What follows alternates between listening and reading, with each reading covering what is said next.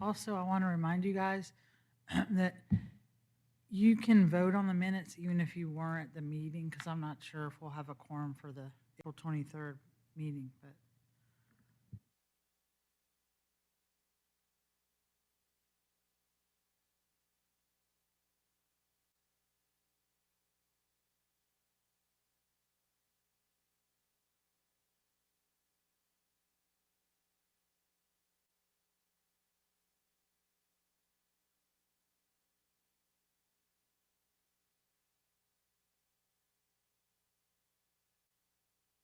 okay, we're ready, Francis, whenever.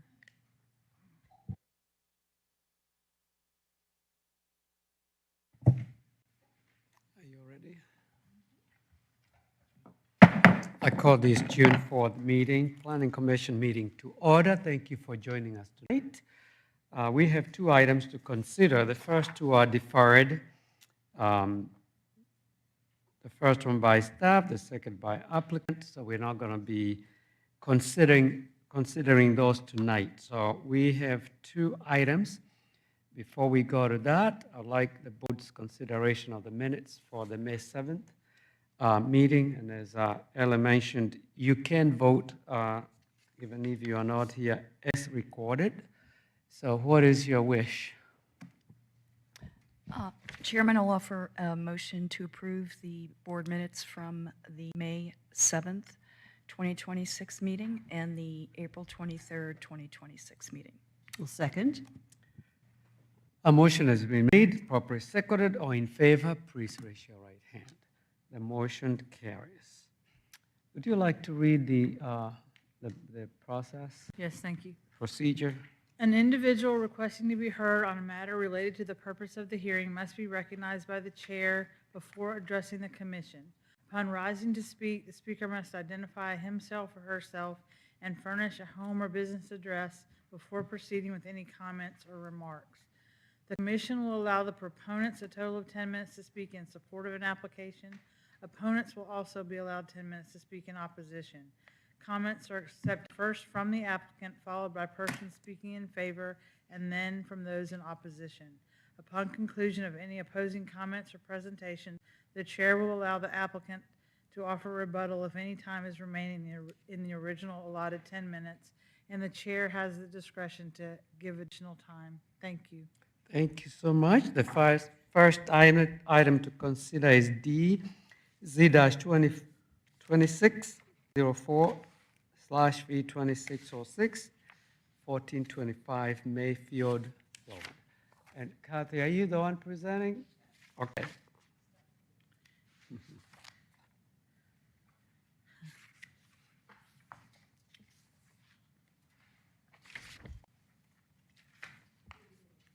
Good evening. We'll do a little bit of a recap. Of course, this was a deferred item, but the submitted request, if approved, would allow for the construction of 5-lot for-sale, single-family detached gated subdivision on 4.56 acres. Proposed density is 1.09 dwelling units per acre.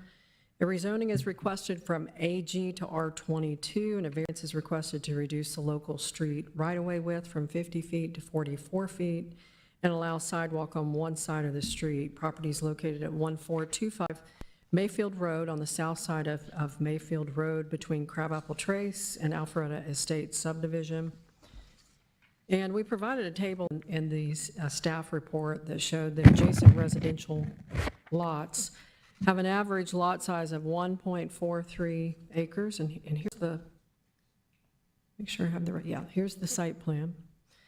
So again, the average lot size surrounding is 1.43 acres, with platted subdivision lots having an average lot size of 0.96 acres and the smallest lot size being 0.69. So you'll see, or remember, within our recommendation, we had recommended a minimum lot size of 30,000 square feet, which I believe the applicant, if that was put in place, would lose one lot compared to the 5 lots that they're showing and requesting.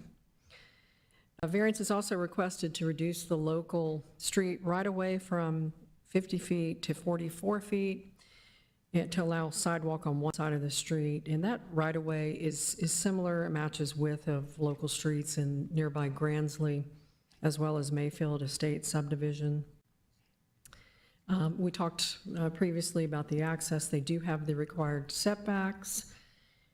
They're requesting a minimum size of 24,000 square feet versus our 30,000 square feet. Each home will have a minimum of 2 side-by-side parking spaces and a garage, as well as a code-compliant driveway with 2 additional spaces. Also, the 28-foot paved width of the private local street will allow for guest parking. And let me put here as a reminder, the elevations that they included that would be similar.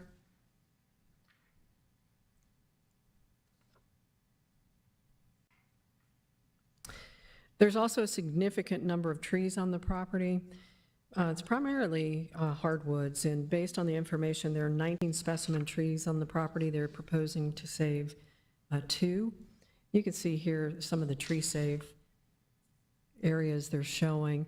They are proposing to save a white oak, and there's a specimen tree at the front that they're proposing to save that's a Japanese maple, and then there's some smaller oaks that are trees of quality.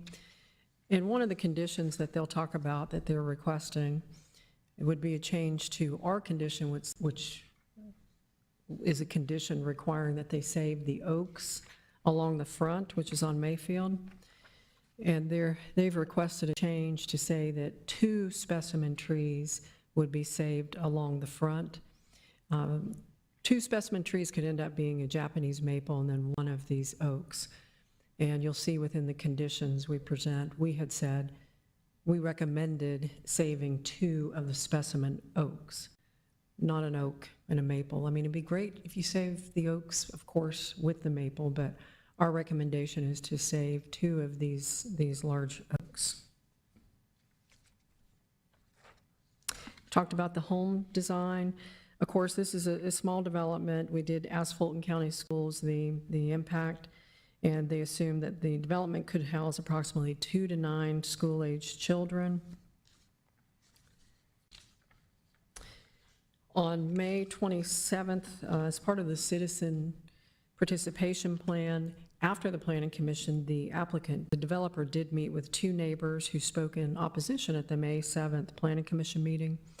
And topics of discussion included stormwater pond design, stormwater discharge, specific tree removal request, request of a detail of the 15-foot landscape strip planted to buffer standards, request for a 6-foot privacy fence along the west boundary of the property, and request for additional trees between the neighbor's property and the proposed cul-de-sac. And the applicant did send conditions that they proposed to add if this is approved, and they can talk some more about where these conditions, these red lines that we sent to you came from, but that's something that is a result of meetings with the residents.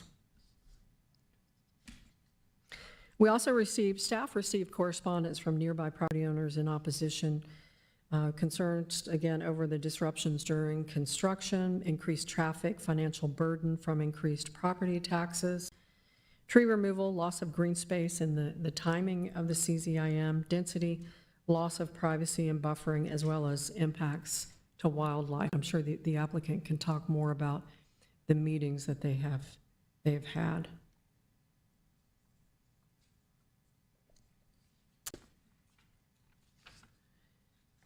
We reviewed the applicant's request, and because it meets the future land use plan, we did recommend approval. We're recommending approval of the application with several different conditions.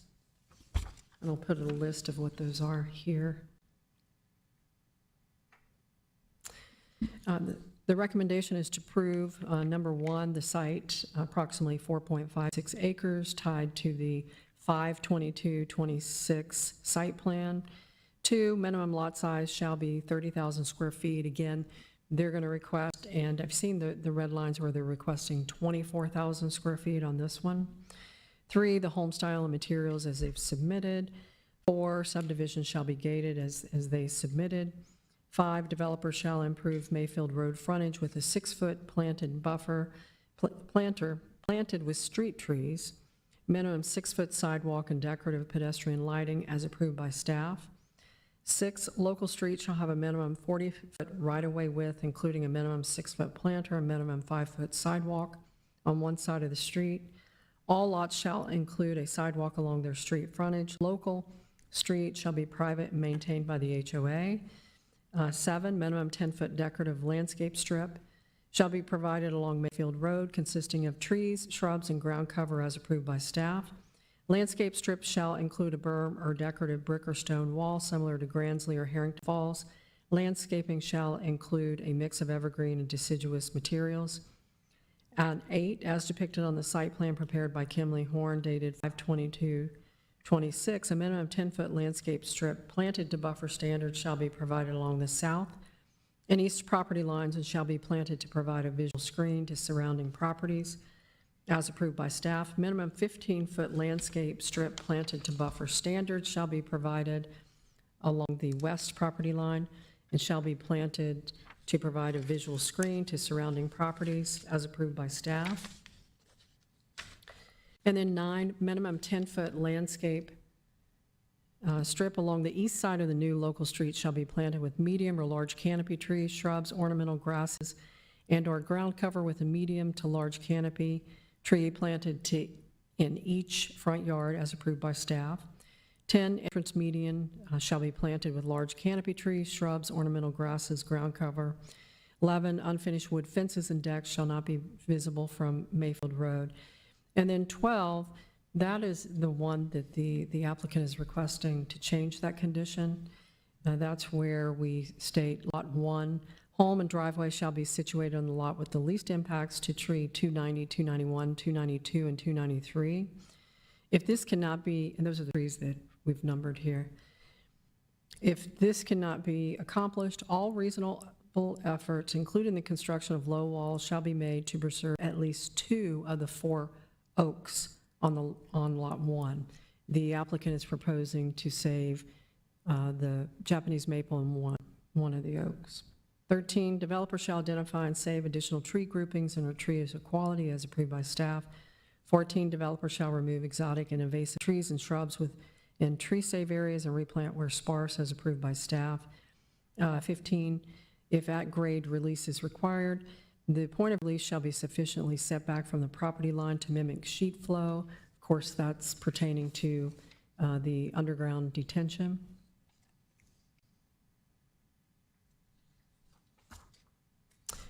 And 16, utility structures, head walls, et cetera, shall be finished with decorative brick or stone if visible from off-site as approved by staff. And 17, no more than 1 residential unit shall be permitted to be rented as recorded in the HOA's declarations and covenants. And that concludes staff presentation. If you have any questions, I'll be glad to try to answer those. Thank you. Does the board have any questions for Ms. Cook? I've got one, Kathy. Yes. So has the city arborist reviewed the updated tree save plan from the applicant? Yes, and I spoke to the arborist about their requested change to the condition, and the arborist was not in agreement to change it from saving the 2 specimen trees, still thought it should remain as recommended by staff. And did the arborist say anything about the 19 specimen trees and the plan to save 2 overall? He looked at it and thought that the cul-de-sac, and there's a condition in there, could be redesigned to save an additional oak tree, which is a specimen tree here. But in general, with the condition, he would have to look on a lot-by-lot basis to see if they could incorporate more trees. Okay. And just one last one on trees, and maybe this one goes to George. There was a comment in the last hearing toward the end that I did get a chance to clarify, but I believe the applicant stated that the requirements that they got on tree saves for the 4 oaks, the requirements from the arborist, conflicted with the requirements they got from the traffic engineer for line of sight on Mayfield. They couldn't do both. That if they saved the trees, they wouldn't accomplish the requirement for sight, line of sight down Mayfield. Can either of you comment on that? I didn't receive any sightline studies, and I don't know if you had received some? We did not receive sightlines, but we did verify that the submitted updated tree care plan does not conflict with site distances. Okay, thank you. Kathy, I have a follow-up on the tree discussion. Are you able to put the updated site plan with the tree survey that we received? It's in the updated section of the packet. It lists all the trees that are on the site and all the border trees and then the trees that are coming out. Is this not the one that you're, I think that's just the specimen trees that I'm looking at, but it's under the tab that says updated site plan. you have that? And it's Instead of got lots of X's on it. pillaging through the file, I'll take yours. Yeah.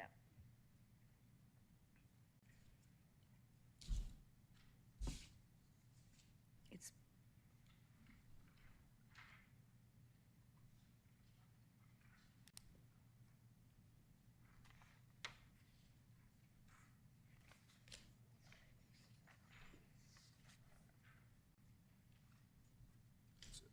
Oh, thank you. Oh, yes, sorry, I had that. yeah. Okay. So it's really hard to figure out, to identify the trees that are being called out to be saved. I'm assuming those are the circles that don't have X's in them. That's correct. Okay, so clearly there's well over 100 trees represented in the data, the charts that are below. And we can see with those that have the X's are the ones that are called to be removed, right? From the That's site plan? correct. Yeah, there's 19 specimens, but of course, there's several other trees that are hardwoods that are close to specimen, and Right. quality trees.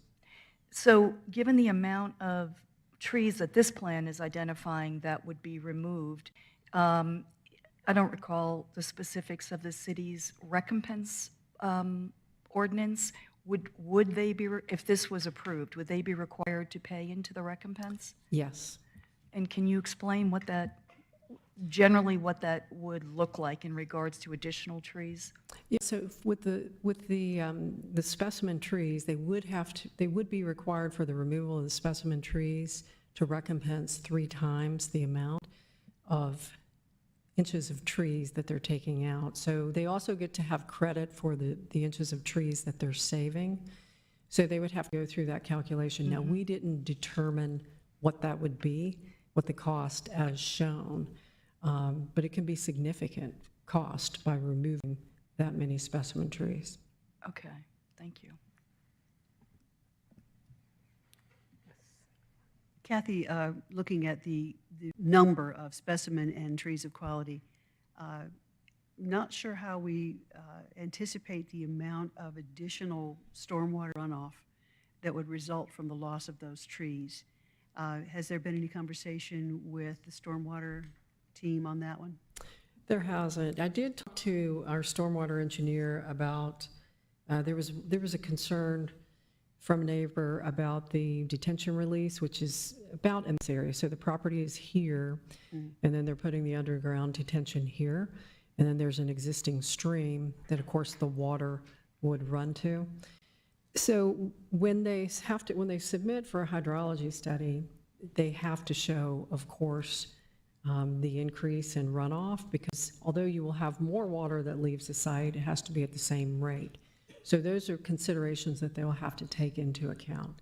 You know, how many, the driveways, any of the impervious surface will be part of that. So at this point, we really can't know whether the stormwater, as currently discussed, and how much square footage that needs, will be sufficient once all those trees were removed. Oh, we wouldn't issue a permit Okay. if it wasn't. We will make sure that prior to issuing an LDP, that the hydrology study has been reviewed and that it doesn't have an impact from the current water runoff. Okay, and just to clarify, no Yeah. trees are allowed to be removed until that has been? That is correct. approved? That's part Okay. of that land disturbance permit. Right. And when I say, we ensure that there's no additional impact, there could be additional water. It just could be over a longer period of time. Right, thank you. Any other questions? All right, hearing none, we'll ask the applicant to make a presentation. Yes.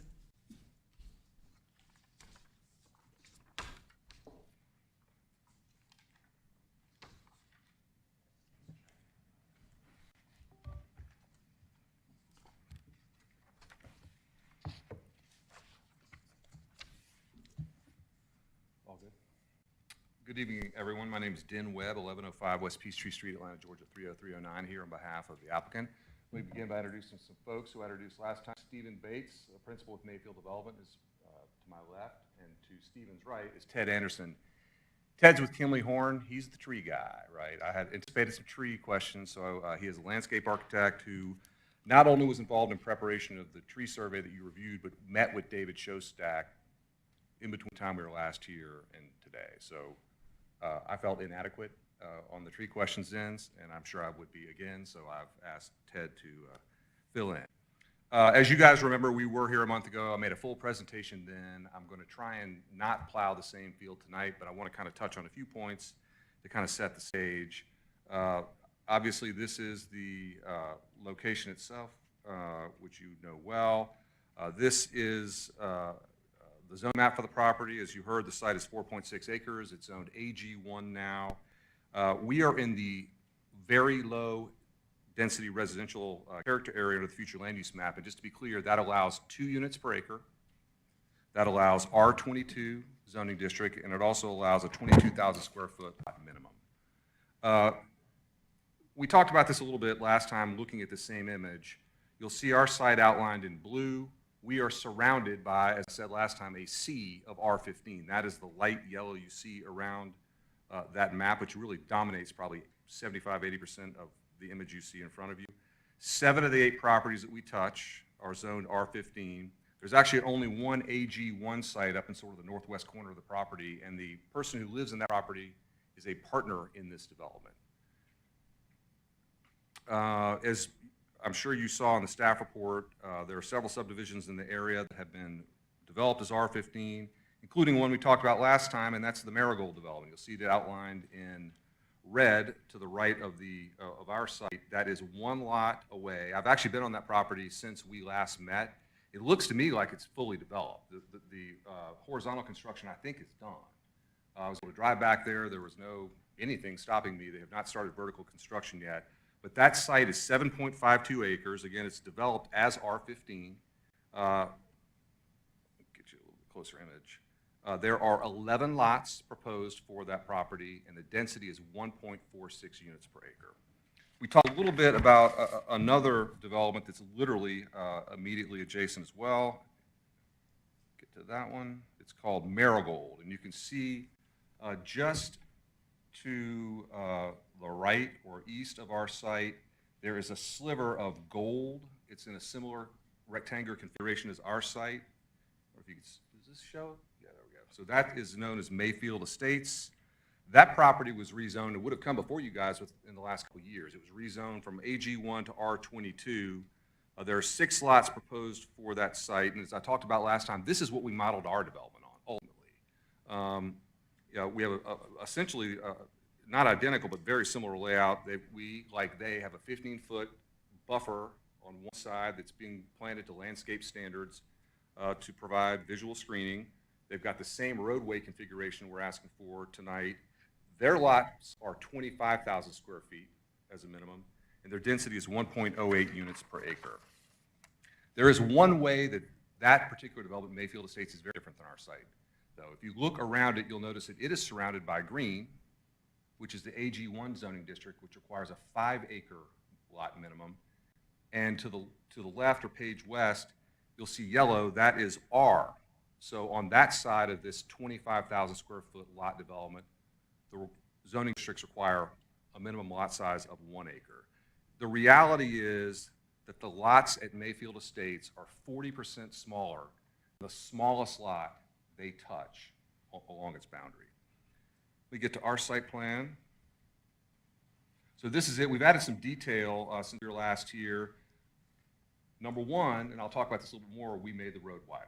So it now meets the requirements for one side of parking. I will point out here that we added some additional detail on the stormwater detention by showing this level spreader detail. As Kathy mentioned, we're required as we release to sort of dissipate and mirror sheet flow, and that device is part of meeting that obligation. But I went through the history of sort of how we got to this plan the last time. I don't want to go through all of it again, but just to refresh your recollection, we started with a request for R15. Again, 7 of the 8 lots that touch us are R15. That would allow, or would have allowed us to build 9 lots at a minimum of 15,000 square feet, and it would have yielded a density of about 2 units per acre. Through some iterations and changes, we, as you heard and will recall, are now seeking 5 lots. We're asking for the R22 zone district, which is consistent with our comp plan designation, and the range of lot sizes is 24,602 square feet. That's our smallest lot, to 25,194 square feet. Every single lot we're proposing is larger than half an acre. And as I mentioned a second ago, the lot Mayfield Estates are 40% smaller than the smallest lot they border. Here, we've got a better ratio. So our lots are 24% smaller than the smallest lot we touch along our boundary. Kathy showed the house images. I think I've got a better picture. The coloring, but still looks a bit weird on that. It looks different on my screen, but these are representative images of the types of homes that are going to be proposed here. These are $4 million range type homes. So these are designed to be significant and beautiful residences. Go back to my site plan. So the last time we were here, we asked for a deferral, and there were a couple reasons. Number one, we talked a lot about the road width and whether or not it was wide enough to allow for parking for guests during Christmas parties and things of that nature.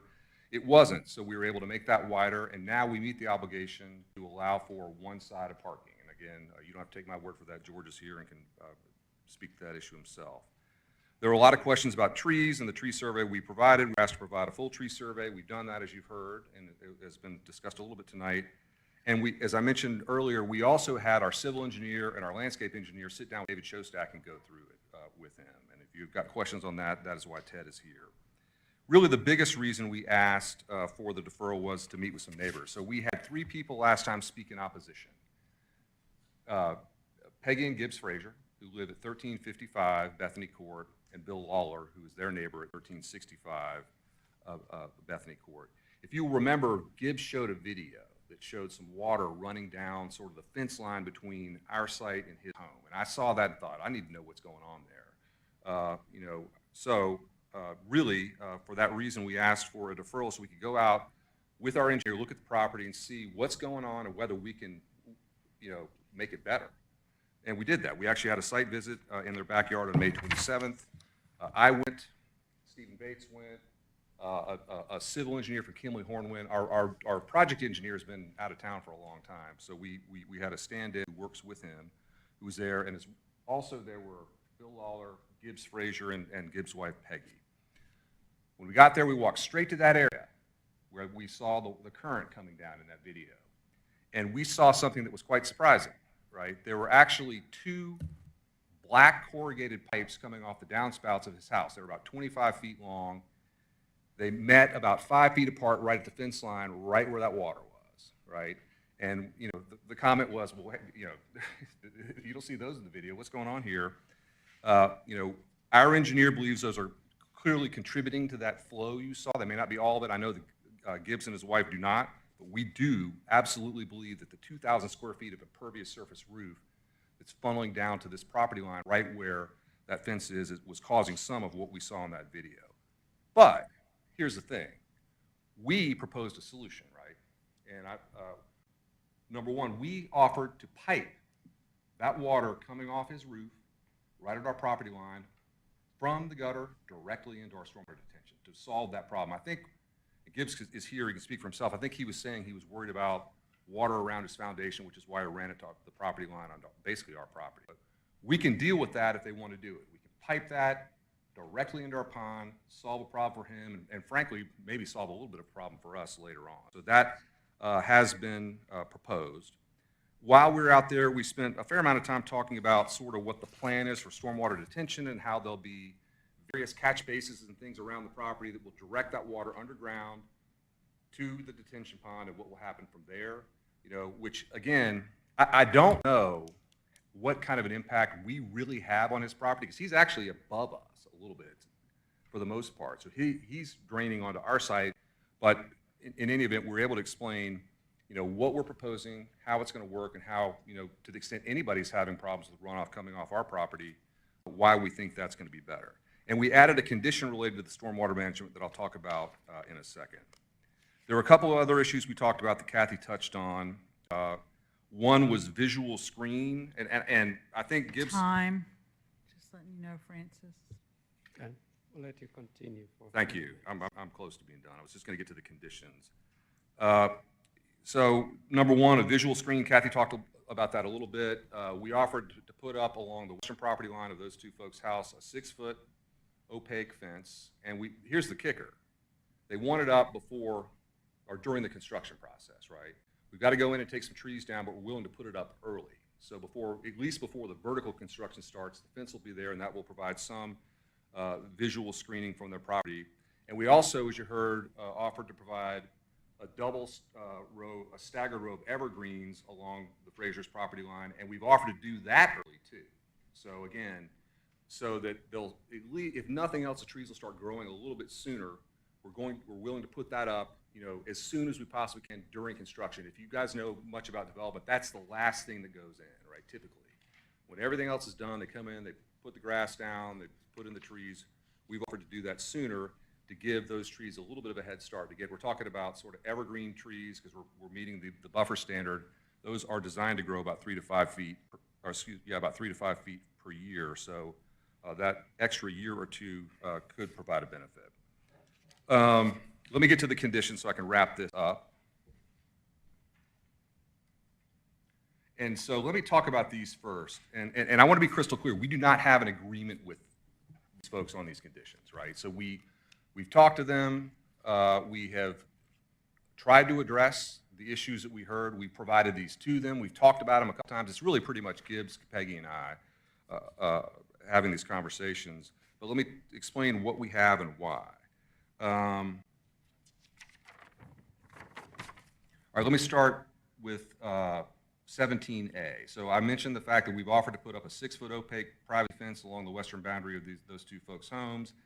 And it says installation of said fence shall commence once tree removal is completed on the subject property and be finished prior to the start of vertical construction. So again, we're not waiting till the end.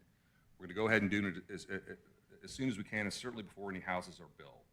Number 2, it says remove tree 298. That's one of the border trees. So if you've had a chance to study that plan, there are no specimens along the border of our site and theirs. There are really only about 3 decent-sized trees out there. One is tree 298. It's right on the property line. It's pretty close to their house, and they've apparently been worried about it falling. If it fell, it would be it's tall enough to hit their house. So they've asked us to take that out. You'll notice that we put subject to any necessary approvals in front of that because got to go talk to Showstack, right? And that's the funny thing about talking about trees now. There's only so far you can take it at this point, right? And even David builds in a lot of discretion during the permitting. So we've said we'll take that tree down if we're allowed to do it, okay? That's tree 298. C, require the homeowners association documents in the homeowners association documents that the proposed underground detention be inspected and maintained on an annual basis, and that said maintenance include mosquito control. Again, we're talking about underground detention.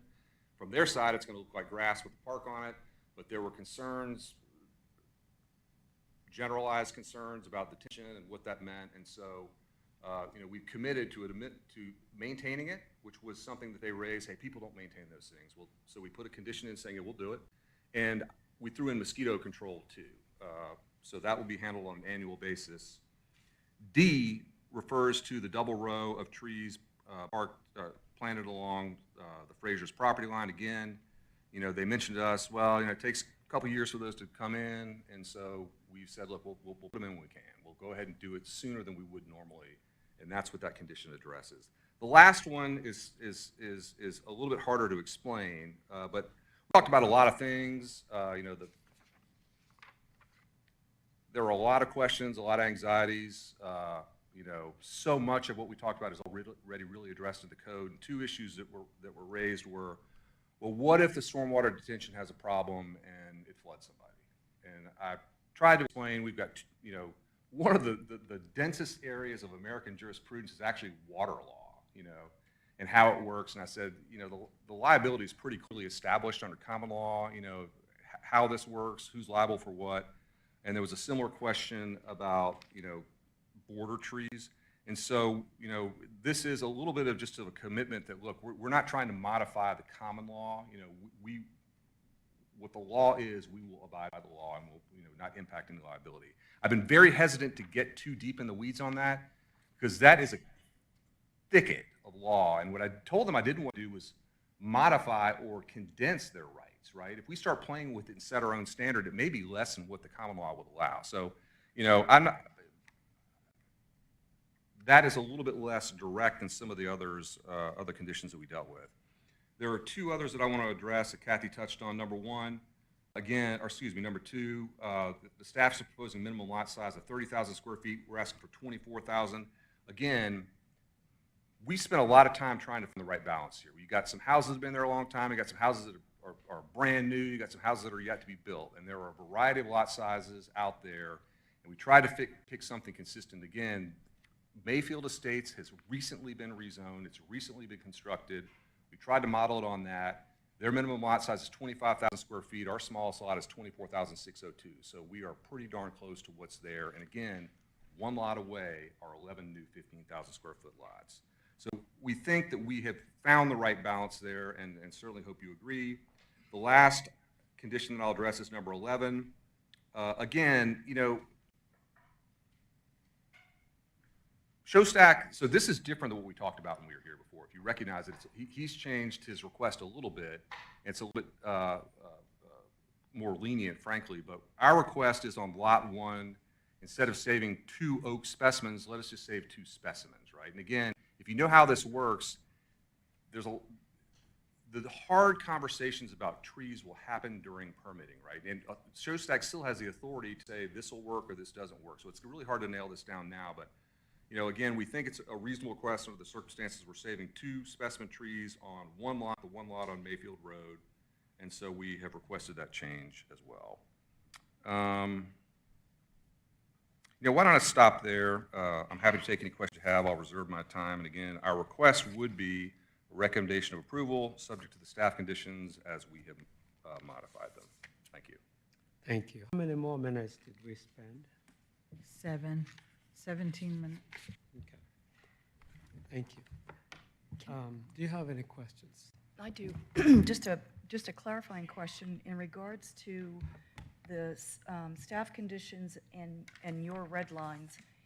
It looks like condition number 9 from the staff's conditions wasn't redlined, it was just skipped over. And I'm wondering if you incorporated that in condition 17D. Is that your? It's missed. So not, you're talking about, let me read 9 so we're all on the same page. Entrance median shall be planted with large canopy trees, shrubs, ornamental grasses, ground cover, et cetera. No sod is approved by staff. That's the one. The 9 from the Yes. staff conditions. That's the 9, that's not on your report. On your markup, you don't have that number Oh. 9. You've eliminated it. Oh, no, there was a typo. We fixed that. Kathy pointed that out. We sent a revised version. What I've got and what you have on the screen is what we sent back. Kathy asked the same question. There was a numbering problem. So you should have 18 conditions on your markup, and you only have 17, because staff has 17, and you added a new condition right at the end. That's your 17, but it should be 18 if you're going to go, if you're going 1-for-1 with the staff conditions. Look at staff condition number 9. Staff condition number 9 is different than your number 9. That's what is skipped. He skipped it in total, yeah. Well, can you read me the one we missed? Minimum 10-foot landscape strip along the east side of the new local street shall be planted with medium or large canopy trees, shrubs, ornamental grasses, and/or ground cover with a medium to large canopy tree planted in each front yard as approved by staff. We're fine with that. That was Okay. just a mistake. Thank you for Oversight, pointing that out. yeah. We'll fix that between now and the next time.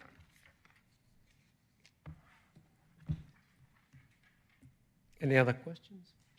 Just a real quick question. Do we have any buffers on this site? We referred to them a couple of times. I'm not talking about landscape strips. I'm talking about a buffer itself, which is typically undisturbed.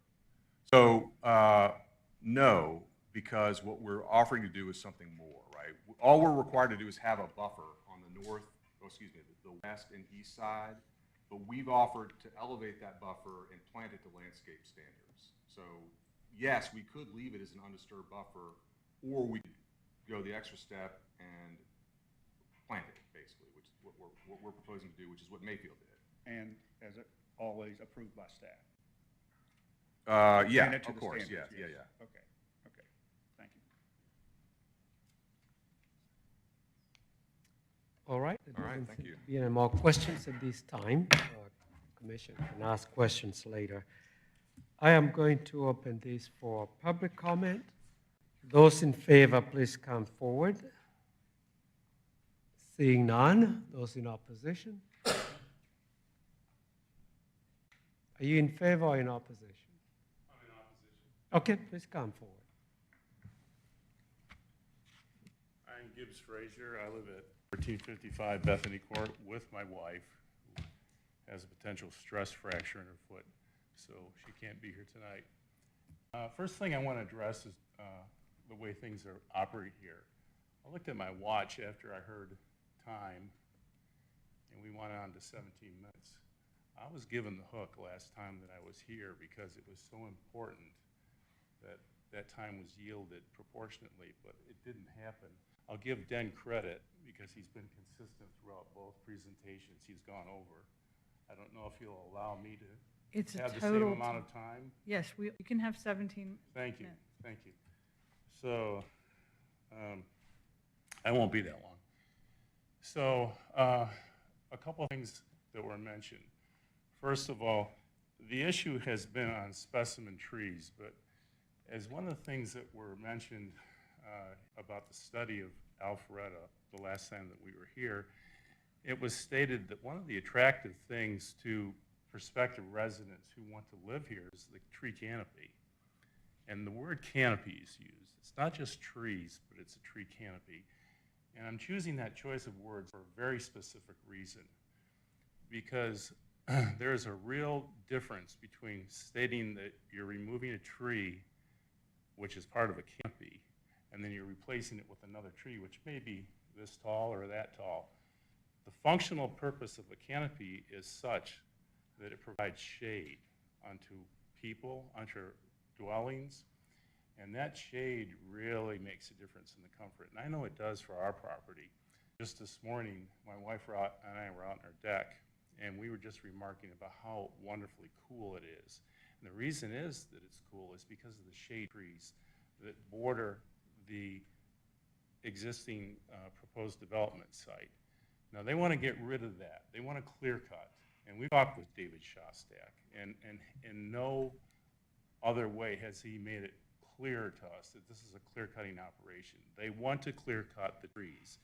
We're not just talking, the idea is for them to center on the specimen trees, but there are other trees that serve a canopy purpose in this instance. Yes, there's tree 285, and we have asked for that to be taken down, and they made it seem like they were doing us a favor by granting our wish, but the fact of the matter is, it was already slated to be taken down, so there was no granting of a wish there. It was already slated to be taken down, and we would agree with it too, because it does present a danger to our home if it falls. But there are other trees that aren't specimen trees, and they serve a very valuable purpose, and that is to cool. Our deck will be basically uninhabitable during the morning because of the heat, which is going to come from the sunrise, which right now is blocked by both specimen and non-specimen trees. So I would like everybody to think about, well, we're only going to save 2 specimen trees. Well, basically, they're saying we're only going to save 2 trees, and they have to be specimen to be saved. The other trees, please take in consideration, because as the survey says, people want to come to Alpharetta because of the canopy. So let's be consistent, like we're being, thank you for consistent with the time. Let's be consistent with our messaging. This is an opportunity for us to be consistent with this. And I've heard it brought up, and kudos to the people who are bringing this up, because it concerns me. It's not just an aesthetic thing. Yes, we'll miss that. And yes, new trees can be planted to provide impermeability, but as I explained to Dan on the phone today, and kudos to Den for reaching out to us, and yes, we've had him on the property, and I see some things trending in the right direction, but this whole issue, I've spoken to Ted, the landscape man, prior to the meeting tonight. He said, well, we can plant deciduous trees. I said, yeah, but I'm 71. It'll be 80 till they reach canopy state, if they even reach the canopy state. In the meantime, we have a deck that's going to have an assault of sun on us, merely because of the removal. Now, another thing that was addressed was the two drainage tiles. Got to tell you, Dan, I saw that one coming, but it was a nice effort.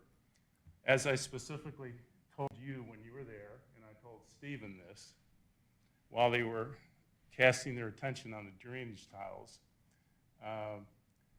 the pre-existing problem was just that. It's a pre-existing problem. Before we ever ran our drainage tiles close to the border, that annual or biannual or triannual event of immense flooding in the woods, which was depicted in the video that I had last time, occurred.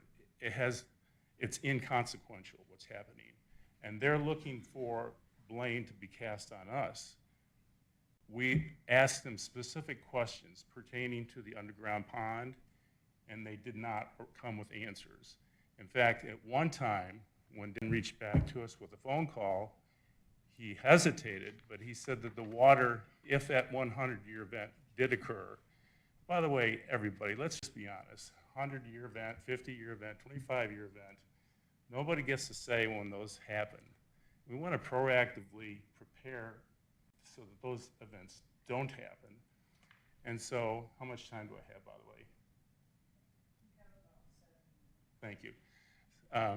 We want to proactively have in our arsenal preparation for those events, and not saying, well, it was a 100-year event, it caught us off guard, or a 25-year event, it caught us off guard.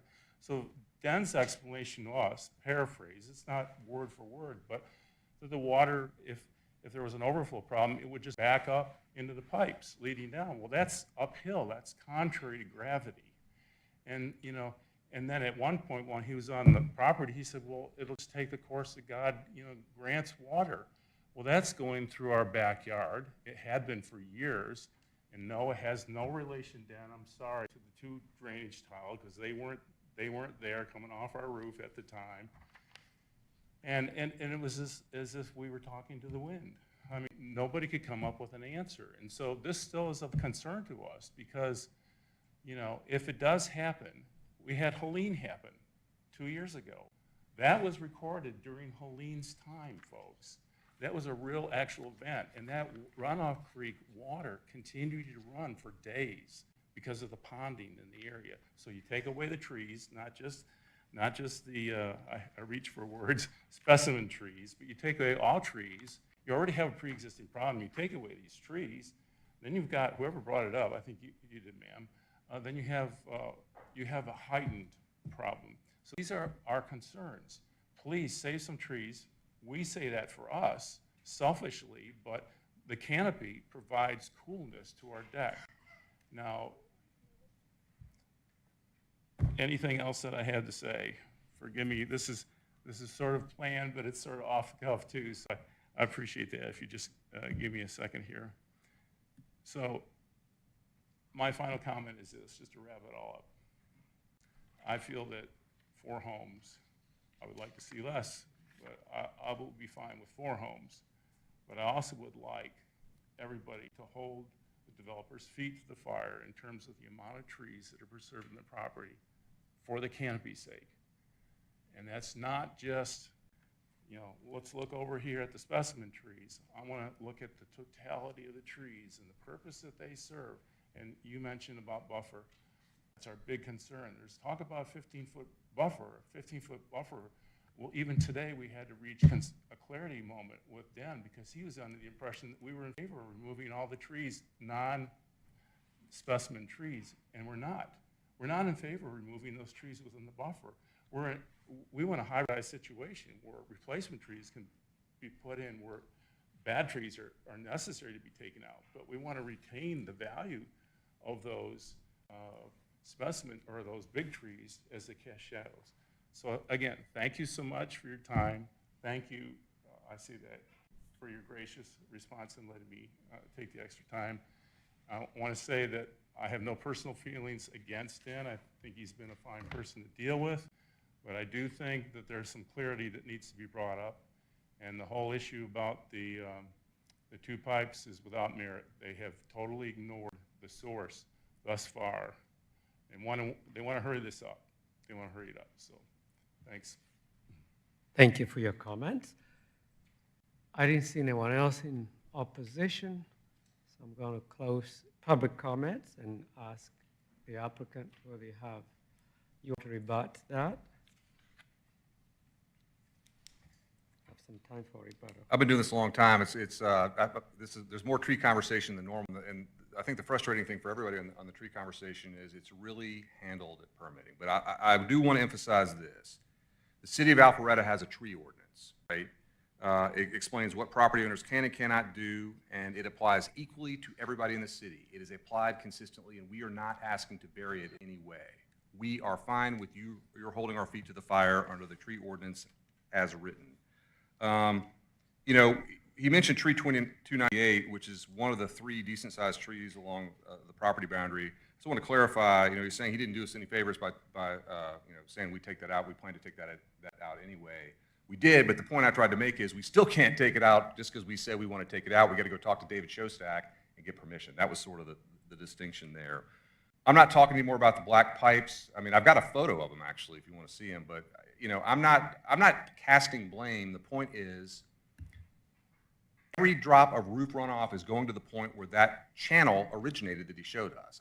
Is it all of it? I'm not saying that, but he's above grade. You know, if our detention pond, for example, overflowed, it's not going onto his property because he's uphill from us. It will actually go downhill next to the woman to our south. So I don't have an answer, but I can tell you it is our expert's opinion, our engineer's opinion, that is at a minimum contributing. And the point I wanted to make is we can fix that, right? We can fix that. We can take that water, we can put it in our pond, and you don't have to worry about the 30 feet of big fat plastic pipe you got in your backyard. That, you know, I wasn't going to pick a fight there. And again, I'm the one who asked to go out there because I saw that channel and thought, that doesn't look normal. Let's go see what we can do, because I think we can make things better. In terms of, you know, talking about backup from the stormwater detention, that came up in a context that's important. We were talking about, should we go above ground or below ground? That's how it came up. And the issue with backup, they were advocating for an above ground pond, right? Because they think it will overflow, you know, in event that a biblical storm comes. And the point the engineer made was the benefit of the underground detention is it actually does provide additional capacity, because if it reaches its limit, it will back up into the pipe on the property. That was the only point there. You hit the top of a cataclysmic storm event on an above ground pond, it could theoretically go over the banks. On an below ground detention, the first recourse will actually be to back up into our site, so that pipes that feed that detention pond actually will provide additional capacity. That's how that came up. You know, I've appreciated the opportunity to work with the Frasers. I really have. You know, these are not real estate people. They are anxious about this, and I understand that, right? And the one thing I've tried to stress is this is about a concept, right? We're talking about, does this make sense based on what's around it, right? What the future land use map says, things of that nature. The details of stormwater management, tree preservation, grading, all those things will be dug into at permitting. And Alpharetta is a difficult jurisdiction, which is good. They do hold the developer's feet to the fire. And so many of the things they're worried about, there are already professionals like George, you know, prepared and ready to go through hundreds of pages of ordinances to make sure that we're doing what we're supposed to do. So there's an element of trust here. There has to be a trust that the people at the city are going to do what they're supposed to do.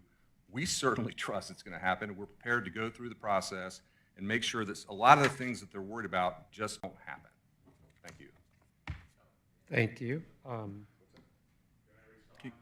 No, Can we ask a please let me respond to any questions. You can ask the applicant a question. Just a question. So on the tree, I guess it's in your markups, condition 11 regarding the trees. I'm trying to, and it's condition 12 in the staff report. So we see the disconnect, but why is it, what is the reason as to why at least two, let's take the low bar, let's not take all 4 oaks. Let's take the low bar. What is the reason why at least 2 of the 4 oaks on lot 1 cannot be preserved? What's the reason? I'm going to ask the tree guy to come up. He's been Yeah, jumping. sure. Hi, my name's Ted Anderson with Kimley Horn. I'm a landscape architect, and I work with John Murder, who's the head engineer.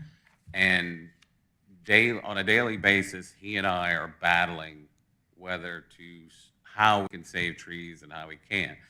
Because on a zoning plan, they haven't engineered the site to an LDP standard. So he and I will sit there, and I'll be like, can we save this one? And he's like, well, I don't know. I've got to grade a house. I got to put the detention in and all that. I'm like, come on, how about this one? So we constantly battle to save trees. And every tree we save, we get to count towards density and recompense. So it helps us to save the trees. On this particular plan, John just is not giving too much because he knows that we'll be saving trees later on when he starts grading the site. We're not just saving a couple specimen trees. We're actually saving quite a few trees. And I think that number will increase as they start getting more detailed grading. And yeah, I serve as a go-between David and John because David wants you to save every tree and John's an engineer and wants to make it work. So in this situation, it's just it's really early to tell how many trees we can save. Okay, and just I'm sorry, I thought you were done, go ahead. Go ahead. What's the question? And I'm sorry, who's John? John Murder is the head engineer at Kimley Horn.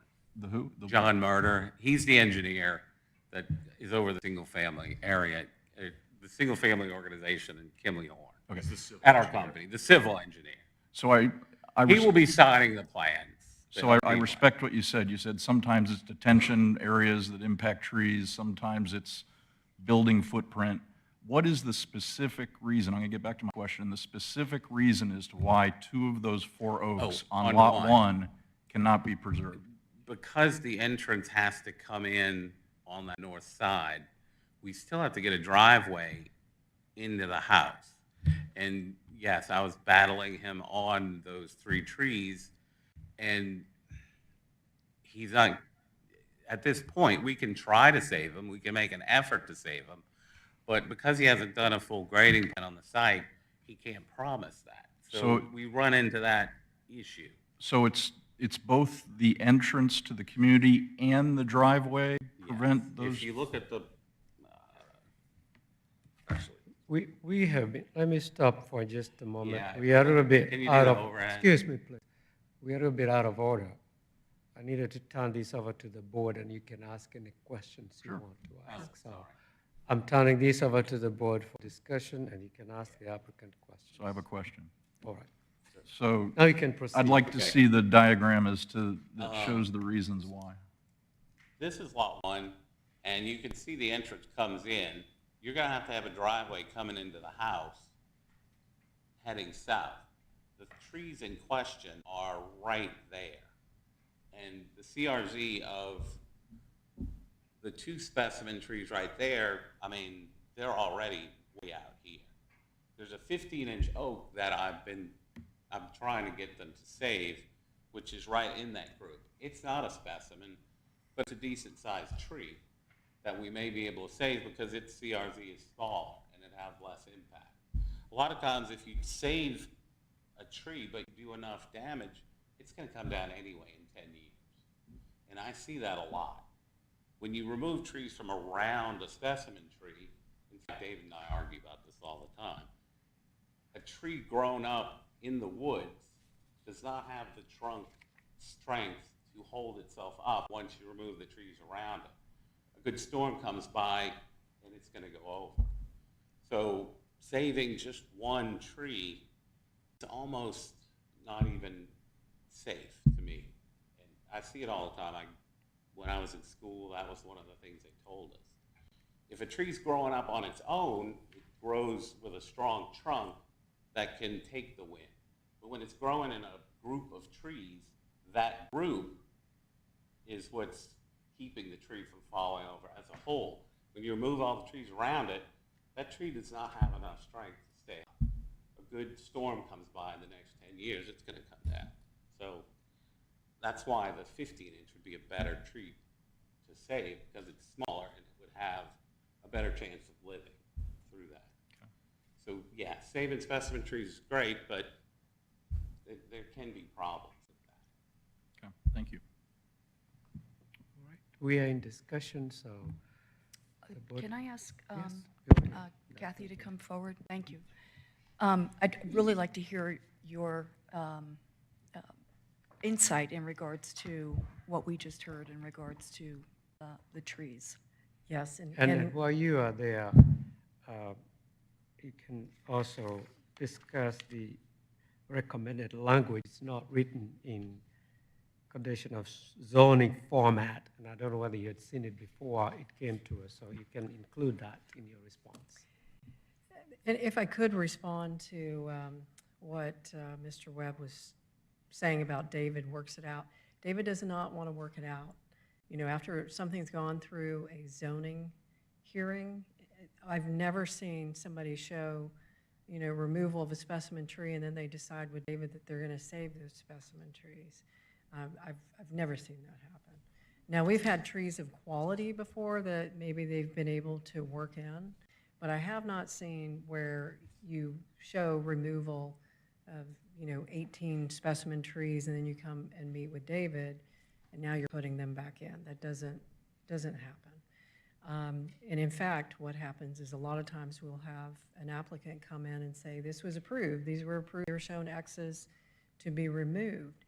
So that is something that we want to be shown. I mean, some of the areas that are shown on the tree save are just in general, you know, clouded as trees of quality, and that's fine. Those are things you can work out. We do only mostly talk about specimen trees as part of the public hearing process, and they're only required to submit a specimen tree survey as part of the public hearing process, and we look at those specimen trees, and a lot of the time, you know, saving those along the frontage so that you still have the view you've had, you know, along Mayfield, or trees that he finds that are in good quality, and the recommendation for, you know, reconfiguring the cul-de-sac in order to save another healthy tree. And the arborist was talking about that he sees that sometimes those die 10 years later. You still have that space underneath it. You know, you still have that green space and the opportunity to replant in an area where you've saved a specimen tree. So I would say in general, it's very tough for David to try to get trees that aren't shown as part of the conditions of zoning. And then you had asked, let's see. Their current condition, well, language suggested for 17, there's 18 including staff's now. I think 17 is okay, the way it's written. On B, 17B, he didn't put as approved by the city arborist. If that's the tree that's on the property line that the neighbor may want to see removed, it may be poor condition. And we already require C. I mean, it's fine to put it in there. We already, before we issue, you know, a permit for a new home, we already require that they give us the proposed covenants that will be in place, and it requires the annual inspection and reporting. And then D is fine too. It's just, we would already require D with the staggered planting and the, trying to get as many trees within the required landscape strips and buffers. And then E, I did speak to our city attorney. She said that she's okay with it, but it doesn't really add anything because that's already a known, but, it can certainly be in there. She said she didn't have any heartache about adding it. Okay, thank you. Kathy, I did have a follow-on question recurring here. The city's take is 30,000 square feet for the lot or footprint. Could you, for the record, say, why is it that we, the city, want 34? I know why they want 24 and change, but why does the city want the 30? Yeah, so when we look at any application for zoning, and I know the applicant mentioned others, we always look to see, surrounding properties and what the actual lot size is. The applicant had mentioned others that may have an AG zoning but still, maybe it's a half-acre lot. So we look at the actual lot size. And when we're looking at this particular application, on its own merits, we provided a table that shows adjacent residential lots have an average lot size of 1.43 acres, with platted subdivisions having an average lot size of 0.96. And we actually went with a recommendation for the smallest lot size that we saw, which was the 0.69 acres. Therefore, the recommendation of the 30,000 square foot lot. Trying to make it consistent. Kathy, I have a question. And the applicant's condition 17, actually 18C, even though I know that's implied or assumed language, having some recent experience with buried stormwater pipe, I wonder if it's possible to mention that while maintaining and cleaning a detention pond, someone also be responsible for clearing out the pipe. Because if the assumption is that if there's overflow, it'll back into the pipe. If it's clogged with debris, that will not function. Well, part of an annual inspection is to look if it's clogged The or feeder- debris. but And the then they feeder would have pipes as to. well?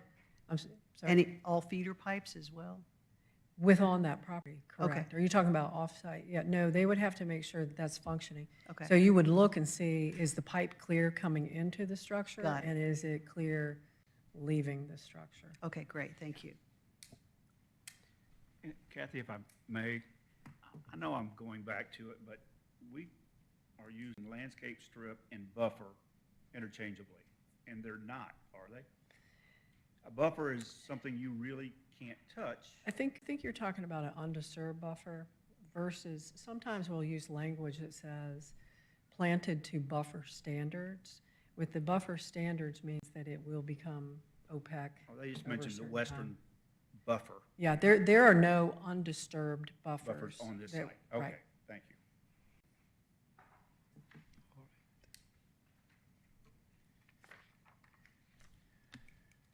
It's still a discussion, so, all motion.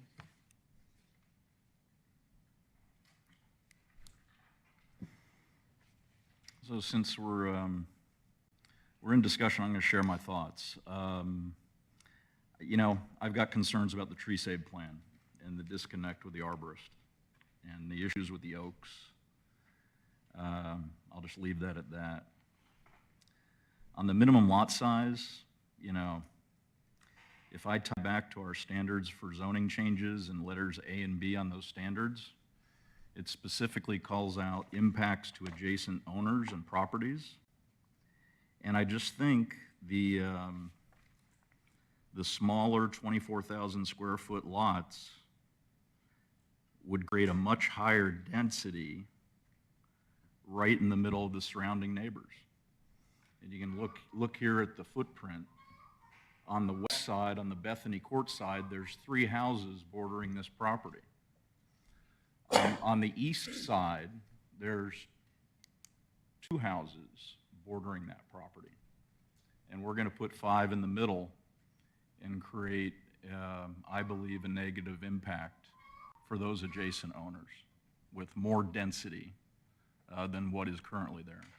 So, did I hear a bird or? Oh, so those are my thoughts. I would say I absolutely concur with your thoughts, and I am inclined to support the staff conditions as written in regards to the lot size and the conditions pertaining to the specimen trees and so forth. I'm in support of the staff conditions. That's where I am.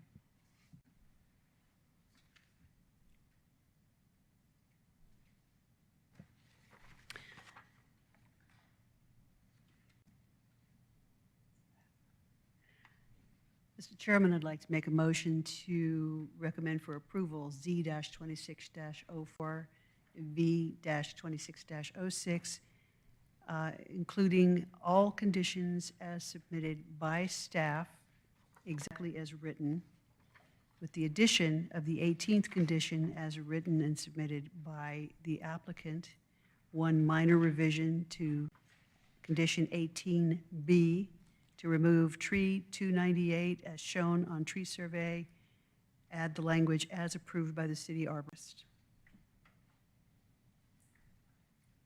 Second. A motion has been made and properly seconded. I would like to, and we can discuss the motion as is, with respect to applicant addition, which is now 18. It's not written in form of a condition of zoning. We don't say the applicant agrees, we say the applicant shall do the following. And you'd also fix the language within the A, B, C, and D to read the same, not to require that the trees planted, that's, I'm reading B, to say trees planted in a minimum 15 landscape trees planted to shall be planted to buffer standards. I haven't had a chance to mark it up, but I think it should, and that can be probably corrected based on our staff recommendation. I agree with you, Kathy. E is unnecessary. That's in law already, but it's fine to leave it there. I particularly don't like hodgepodge of development because when these properties were subdivided, they didn't anticipate redevelopment. So you can get these long strip of pieces of land developed to different standards, and it just creates a charge for future development.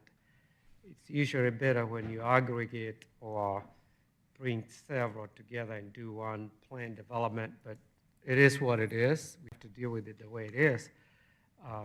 You have a very long piece of property here and very narrow that is hard to do a lot of things on it, unfortunately. But I'm in support of the minimum lot size being 30,000 square feet, which is going to change a lot of the things we are talking about when the density is reduced.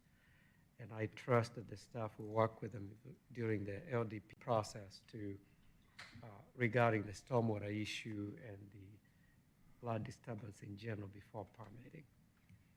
Those are my comments on the motion. Can I just ask one? So for condition number 18, for example, you're saying subject to any necessary approvals, the applicant shall, and then construct, remove, that's the way you want it stated. That's the way it should be. Okay, thank you. Even subject to necessary approvals is not necessary. That's already implied. You say the applicant shall construct a 6-foot opaque privacy fence.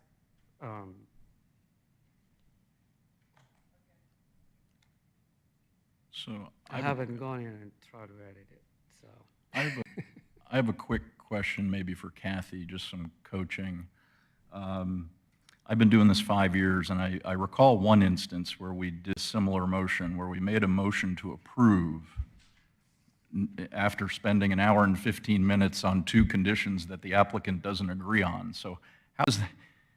Can we recommend approval? I think we can, otherwise you would have stopped us, but how does that work between now and council where we approve something where there's a vehement disconnect and disagreement on two of those conditions with the applicant?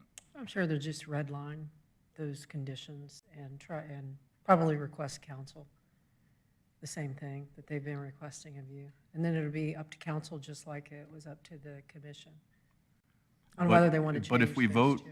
in approval here, we're approving the 30,000 square feet recommendation of We are staff. recommending that Recommending. the council approve. Correct. If Council we can recommend change approval, all of that. but we're recommending approval for the condition on minimum lot size and on trees that the applicant doesn't agree with today. Right, so I'm sure that maybe they will agree, Okay. but if they don't, then they would just redline that and also make the case at council for their decision. Thank you. And council makes the final decision. So, all right, any further discussions?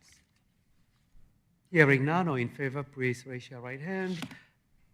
Motion carries, and it will be heard by City Council on June the 22nd, 2026. The second item on the agenda is MP-27/CU-26-06 Honey Hall, Preston Ridge Master Plan. Kathy? Thank you for coming. Thank you. This next item before you, the applicant, Jelena Wilkins, I hope I said that correctly, is requesting a master plan amendment and conditional use to operate a special event facility in a 3,120 square foot suite within Preston Ridge Commons. A maximum capacity of up to 145 people is requested, and there's a master plan amendment requested to add special event facility as a conditional use to Pod 1 of the Preston Ridge Master Plan. And a conditional use is requested to allow a special event facility for the Honey Hall. Property is located at 3055 North Point Parkway, Suites 800 and 900, at the southwest corner of Webb Bridge Road and North Point Parkway. And then I have a kind of a little bit of a closer look at the location. So this is the suite that we're looking at, Suite 800 and 900. Preston Ridge Commons is approximately 6.34 acres, developed with a 14,286 square foot retail strip center at the corner of Webb and North Point. It has 12 two-story office buildings, which are 159,110 square feet to the west and south of the retail center. So it's surrounded by the office. And then this is the little over 14,000 square foot retail center. And again, she's looking at the corner for the event facility. The Honey Hall is a new business offering professionally managed reservation-only boutique special event space. The applicant's business would occupy Suites 800 and 900, located at the end, maximum capacity 145, and it will accommodate executive employee experience events, corporate training, professional workshops and seminars, client meetings and presentations, professional networking receptions, small brand activation and launch events, boutique weddings and wedding receptions, private milestone celebrations, like birthdays and anniversaries. Hours of operation will be 8 to 11 p.m., 7 days a week. And the applicant will be the sole employee for the special event facility. And then, of course, catering services may include serving alcohol, but there will be no alcohol sales permitted. And we looked at traffic using the applicant's maximum capacity of 145 people. Average vehicle occupancy of 2.5 people per car. It's estimated the event would generate 58 vehicles at full capacity. And staff reviewed the hours of operation at the other retailers. It looks like 2 of the 5, they close around 6:30, so there's availability to kind of to share parking. And the applicant's parking plan also identified a rideshare pickup and drop-off zone. You can see that here. You can see it in blue. So the drop-off is here at the corner of the suite, and then they're able to just exit at the back and then onto North Point Parkway. The applicant is also working to obtain a easement for parking that would be behind the building. So there's 57 spaces located behind the building if there's any need for the overflow. And because this is overseen by one development, she'll be able to obtain that, and we would make sure that we get a copy of that recorded easement as part of it.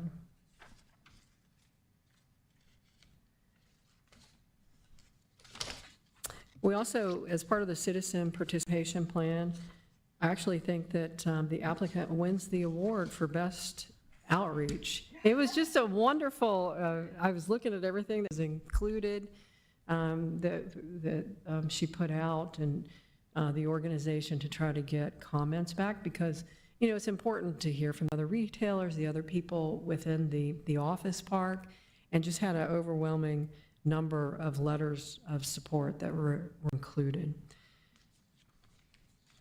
It's very professionally done. Yeah.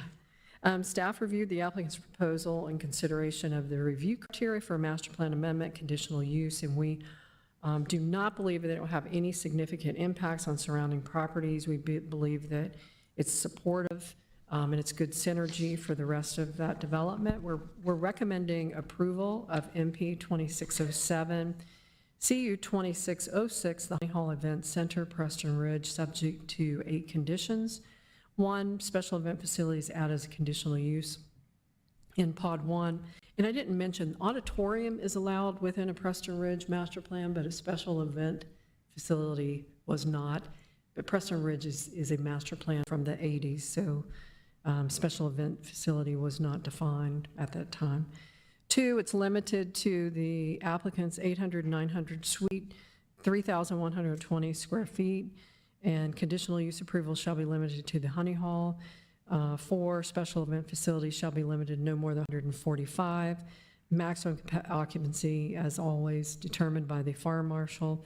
5, hours of operation, 8 a.m. to 11 p.m., 7 days a week. And 6, applicant shall designate with signage or pavement markings the rideshare pickup and drop-off as depicted.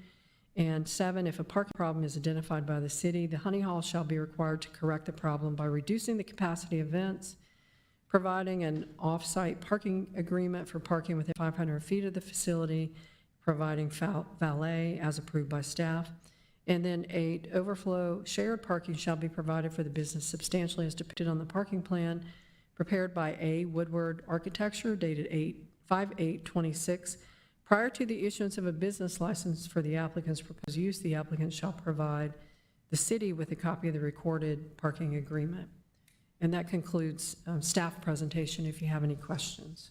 Thank you. How many special event facilities do we have in Alpharetta?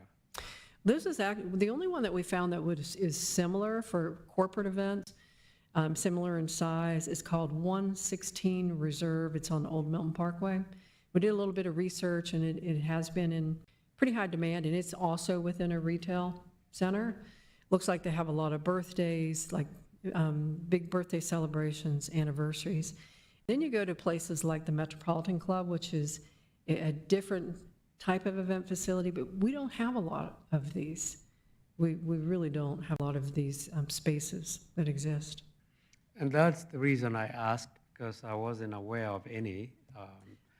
And I One think other that's there is a similar. great need for these types of facilities in growing communities, because the only places you can meet is like in a hotel where you did, and yeah. And- True. Yeah, exactly. So I think it's a good thing to have, especially in this particular location. Thank you. Any Thank you. questions? Isn't there one, just on that subject, isn't there one over on Haynesbridge Road that we approved in a, right down in an office, old office building? There's an Indian restaurant in that Haynesbridge? I think There's on Old Milton. that's the old Milton, Is that the old Milton? Okay. Jerusalem Bakery. It's The in that, 116 Reserve, I think, or 118 something. yeah, Uh, that's in but- the Jerusalem Bakery. That's It's on Old Milton. Yep. All right. I assume you're the applicant. If you can come forward and make a presentation. That was a good assumption.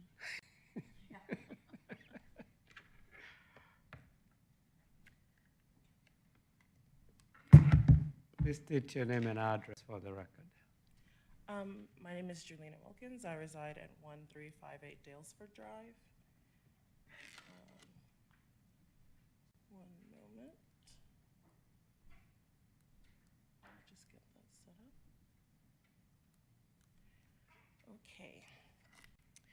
Good evening. Thank you for taking the time to be here. I'm here to introduce you to the Honey Hall.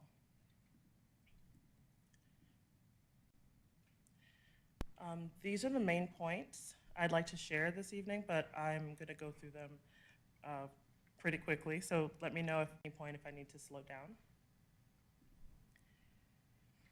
I'd like to ask for your support for approval to open the Honey Hall, an upscale boutique reservation-only special events venue designed for private celebrations, professional gatherings, and community-centered events in Alpharetta.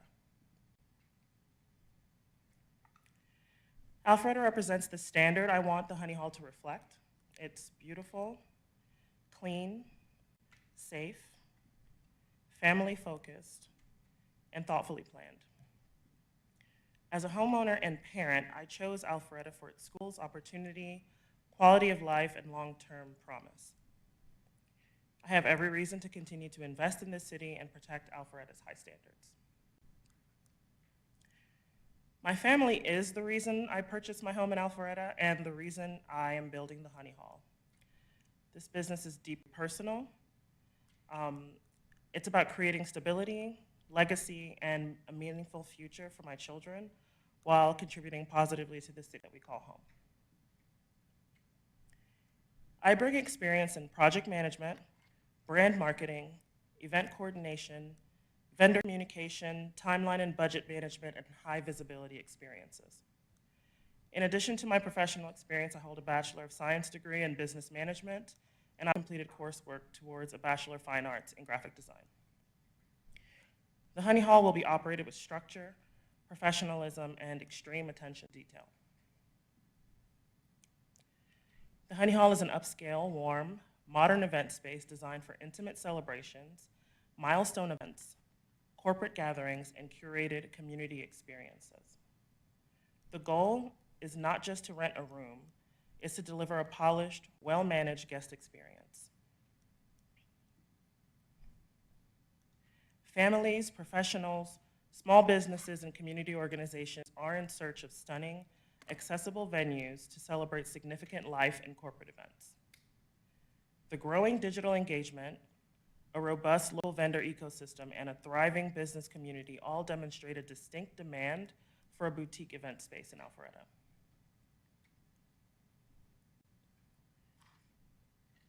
The Honey Hall will operate by advanced booking only, with defined packages, clear event windows, capacity limits, required agreements, deposits, house rules, vendor guidelines, and on-site venue support. This model allows each event to be planned, staffed, and managed responsibly. The goal is structured and sustainable business activity without creating disruption surrounding businesses or the community. The Honey Hall will prioritize parking awareness, guest arrival and departure flow, noise expectations, vendor load-in and load-out procedures, trash removal, and respectful operating standards.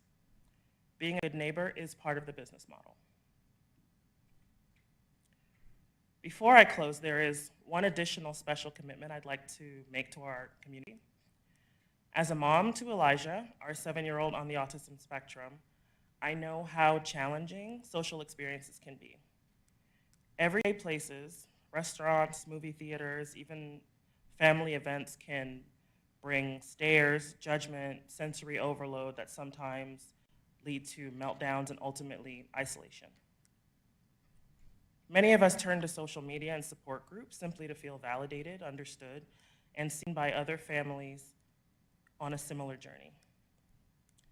The Honey Hall is committed to creating a welcoming, judgment-free environment Families of children on the autism spectrum can come together, connect, share support, and celebrate life's special moments just as they are.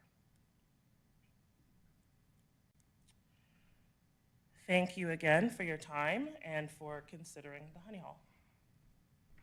Thank you so much for your presentation. I want to start by saying that you have a beautiful family. Thank you. Is that your husband? Yes, Yes, I saw him on the picture and your beautiful children. So thank you for sharing it. thank you so much. Second, you are very organized in your presentation. And if this is an indication of how you operate your business, I have no Absolutely. question in my mind that it's going to be done professionally. Thank you so much. Third, I was going to ask you a question. Do you have any other facility like this anywhere? Is this the first one you're doing in Alpharetta? This is my first facility that I would be opening, and if this gets approved, it won't be the last, but it's definitely my first time going out on my own. I have, however, worked a lot in the event space in a corporate capacity, working from project management to manning the events on ground. So I definitely have the professional experience to do this. I just wanted to sort of do it for myself and establish something that I can maintain and create sort of a generational wealth for my family. Absolutely. Thank you for taking that leap. With respect to the actual hosting, do you not only plan the event, you provide the food and everything? You pre-book and you have everything set up for an event? Well, I plan to work closely with preferred vendors for catering. The kitchen right now is a prep kitchen. It's not actually a full kitchen with grease traps or anything like that.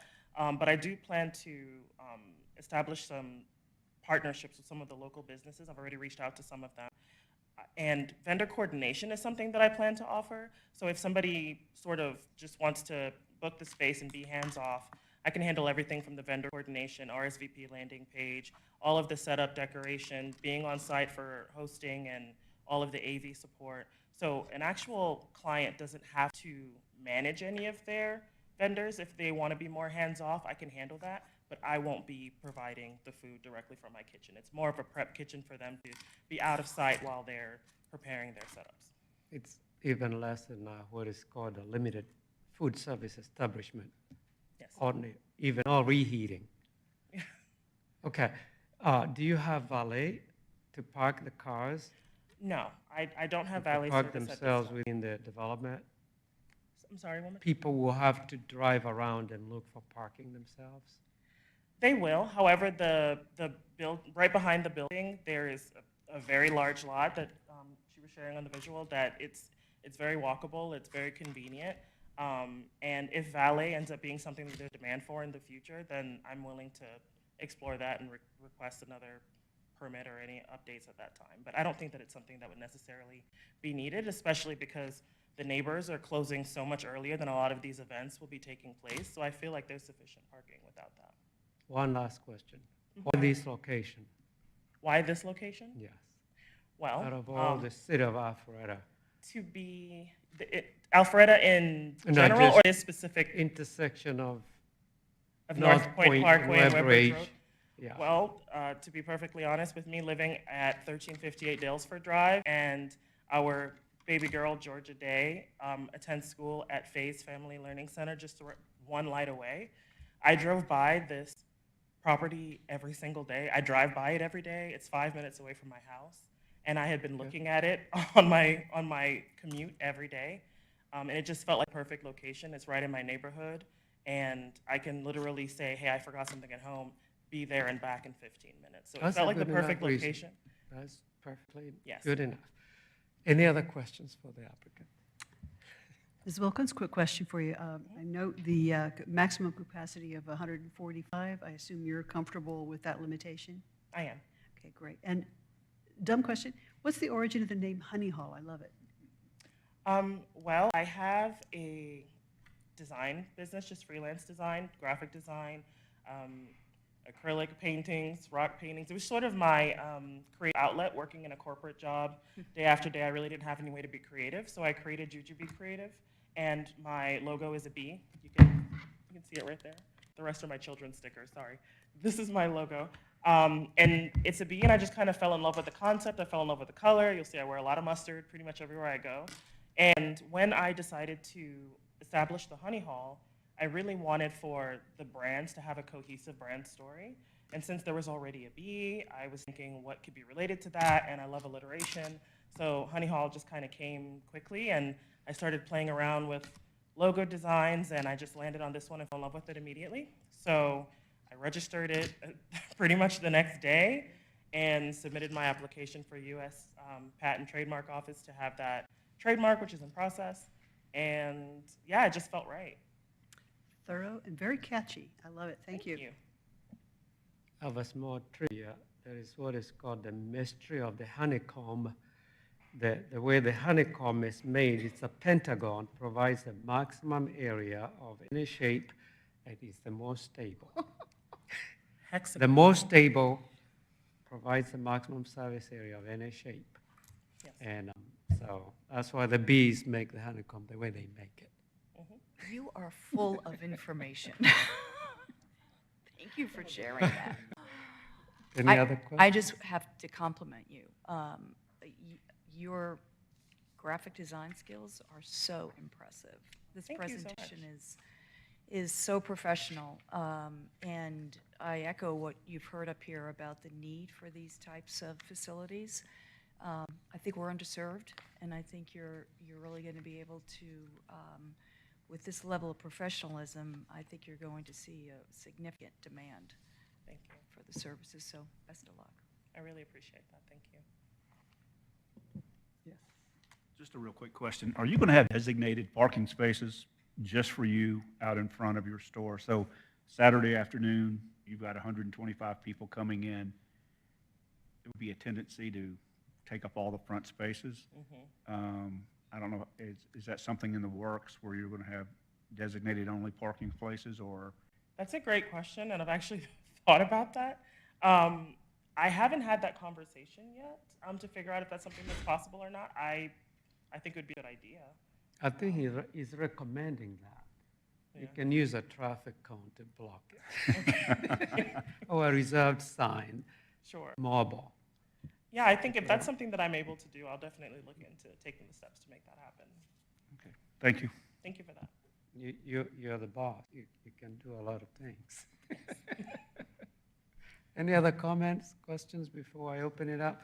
I assume you want to say something in support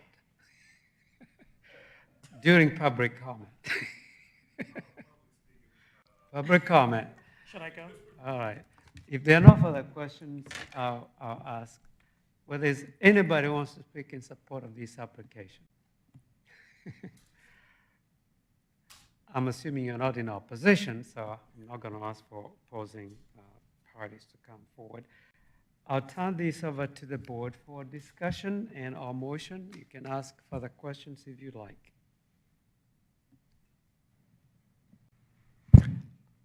I'll make a motion, Mr. Chairman, to approve MP-26-07/CU/26-06, the Honey Hall Event Center, Preston Ridge, MP, subject to the following conditions as set forth by staff. I'll second. A motion has been made, properly seconded. Any further discussion? Hearing none, all in favor, please raise your right hand. Motion carries. It's going to be heard by City Council on June 22nd, 2026. Any other item the board wants to discuss? Hearing none, the meeting is adjourned. And it's 8:08 p.m.